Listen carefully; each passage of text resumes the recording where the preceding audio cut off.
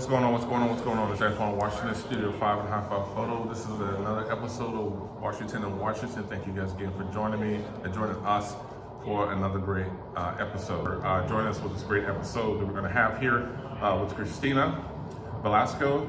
She is a contractor. She is a model. She is a mom. She is a entrepreneur. She's a business owner. She has done acting, I believe. I think the list is too long for us to kind of go through all of the things, but I'm definitely want you guys to check her out on all of her social media accounts that she has and her business accounts that she has as well. Let's talk about her for a minute. Christina. Christina.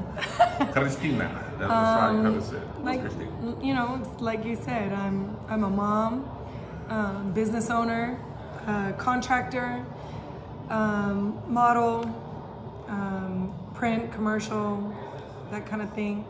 And I love what I do. I have a passion for it. Growing up, I did a little bit when I was like 16, 17 years old, but then kind of got shot down. They told me, oh, you can't, you're too short, you're too curvy, you can't do modeling. I did some print, when I was younger, did some magazines, did a little bit for JCPenney. But then kind of left it alone for a little bit. And then as I got older, people were like, you're really pretty, you should do it. And so I was like, well, why not? So I tried and I got successful. So I was able to do a lot more than I thought I would ever be able to do. First thing to do, get your portfolio together. Absolutely. Build your pictures, have diversity. Don't settle for the same style. You got to do different styles to show your diversity. Right. In construction, yes. Right? So obviously, just like anybody else, I started out in one particular field in construction, and I started in framing, and then I ended up in roofing, and then I did some remodel work, and I did finish carpentry for many years. And then I just realized I didn't want to work for the man. I wanted to work for myself. So that's when I ended up getting my business license, and I started getting my insurance and my bond. And it started here in Washington, in Seattle, and then I kind of expanded my horizons into Louisiana. I moved down there, and now I'm licensed, bonded, and insured in 2 different states as a general contractor, building and remodeling homes. Actually, Washington doesn't really have any laws or stipulations on who can become a general contractor. Obviously, you gotta have the knowledge and know how to do it, because if you don't, you're not gonna succeed, period. You just gotta know what you're doing. Washington State doesn't have a requirement for you to take a test, do an examination to see if you're in fact knowledgeable in doing what you do, but I have the experience, and so that was the first thing is I've been experienced. I've been a master carpenter for many years and ended up doing, roofing and, drywall and things like that. So I had the know-how and the knowledge for everything. So that's why I was like, well, now it's time to get my license, get onto the DOL, website and the SOS and start applying for my licenses. And at that point, I will be looking for people who want to invest, donate, etc. for my nonprofit, which will help the foster children that are aging out of foster care. I was a foster child growing up from age 11 till about 17 years of age. I was a foster child, and I didn't have that guidance, that direction. Pretty much once you turn a certain age, you're fending for yourself, figuring it all out, figuring out how to maneuver life and world and things like that. And so I feel like for me, that's where I want to help out the most, to teach young children or young adults what you need to do to be successful in life. Communication, housing, and obviously you got to make money. So teaching them how to interview, teaching them about taxes, helping them get accounts, helping them get driver's licenses. A lot of children age out of foster care, they don't have driver's licenses. Helping them do the simplest of tasks, like changing a tire, they would never know because, you know, it's not taught in school. So being able to teach them what they need to know versus what I had to learn on my own, that's where I want to be. I want to help them be ready and prepared for life. Yeah. Using is a faux wood tile, like kind of like a faux bamboo. They're extremely large tiles. They're 36 inches, which is pretty long. Even my tile saw really doesn't have the capability, but I'm gonna maneuver it and make it work for me. Cutting these tiles is extremely difficult because if you mess up, you ruin the entire tile. It's all about precision and making sure that every angle is cut perfectly. So here we are, we're going to mix some mud. I like to call it mud. It's actually mortar. It's what sticks the tile to the wall, the floor, etc. You always want to put your water in first, and after putting in your water, you want to pour in your powder a little bit at a time, kind of like baking. You want to put, you know, your wets and your powders separate and pour them in together and mix them slowly.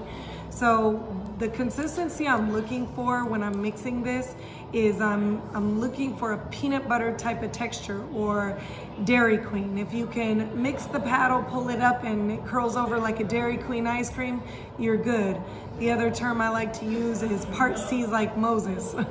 If you can run your finger through the middle and the side walls stay up and they don't fold in, it is ready. And that's the texture I like to use for my mud. So as I'm getting ready to set the tile, I'm going to take my 1/4 inch notch trowel and I'm going to mud the back and as well as the wall, because what I'm looking for is a complete suction, like a gridlock. So if I'm running my mortar on the wall parallel, I want to make sure that on the tile I'm running it horizontal. That means once I smack the tile to the wall, it creates a suction cup, and or you can butter the back. So another thing, if I trowel the wall, you can always butter the back, which gives it enough stickiness to where when you slap the tiles together, it creates a suction, and that's what we're looking for in a great adhesion. Here on the mosaic tile, you want to make sure that you hold your tile steady because it is a very small tile and it has the potential to get stuck or bind up the saw. So you have to be really careful when pushing these through, because unfortunately we can't use tile that is all solid one shape. We have to make sure that we make cuts so it fits in the areas that we need it to fit. So we're going to cut them so we can install them. To take the grout, and I've mixed it, and the texture that I'm looking for here is a little bit like peanut butter, and we're going to take it and we're going to mush it into the cracks, and as we're mushing it into the cracks, we're going to slide our trowel flush with the tile to create an even flow. We got to make sure that all the little holes are filled. Once they're filled, we want to take and sponge it. We want to make sure that the sponge takes enough of the grout out to where it sits just below the surface layer of the tile and creates a clean surface. You have to rinse and repeat multiple times in order to achieve this look, because if you don't clean it good enough, you will create invariables in the height of the grout, and you want to make sure that it's clean because when it dries, it's a little bit more difficult to scrape off. Okay. It's a process. So you want to set your tile. You want to wait till it cures for about 24 hours. Then after the tile has been set and cured for 24 hours dry time, you can go back and grout it, fill in your lines. Then you wait again another 24 hours, and our final step will be sealing the tile with a grout sealer to make sure that when you wet it again, you don't pull out the grout. You have to make sure that you seal it properly, so that way whenever the water runs over it, it's not slowly eating away at the grout and pulling it out of the lines. Oh. You wash it with like you're cleaning your tub or your shower, and you wash it with a scrub or a brush or something like that. It'll actually take out from the lines and start slowly disintegrating. And it can also crack. It could crumble out if it's, kind of like when you leave plastic in the sun. It'll brittle and break and fall apart. Same thing, you don't want your grout lines to brittle, break, and fall apart. So you gotta seal it. It's kind of like a stick. Once that you spray it on, it's got a rubbery membrane, because you also don't want water to get behind there. So it'll seal it, stick it all together, and not let it, wiggle out and stuff like that. And you want to seal it. Actually, you got to go back and seal it at least once a year. You can't just let your tile be like that. You just got to go over it once a year. A lot of people don't know that. Oh, that's a good point. But it can deteriorate just like anything else. If you put, clear coat of cleaner or mop and glow on your floor, after a time it's going to either wear away or wash off after multiple cleaning. So you got to make sure that you seal it regularly. Well, that's how we do it. Washington to Washington really is a community-based project that I'm doing. As you guys see in my other ones, we have musicians, we have artists, now we have models, contractors, entrepreneurs. We're here to really just share about some great information about the community of Washington. So if you have a topic or a person that you would like for me to interview and to take pictures of and talk about, so please do feel free to send the information through my website, highfivephoto.com. My contact page, and in there you can send me a message really quick, and it's just your email and who you want me to contact, and I'll reach out to them from there. Well, so up until then, I thank you guys again for joining me. My name is Antoine Washington. This is another episode of Washington and Washington, and I thank you guys for joining me, and I'll see you next time. Keep shining and keep grinding. Ciao.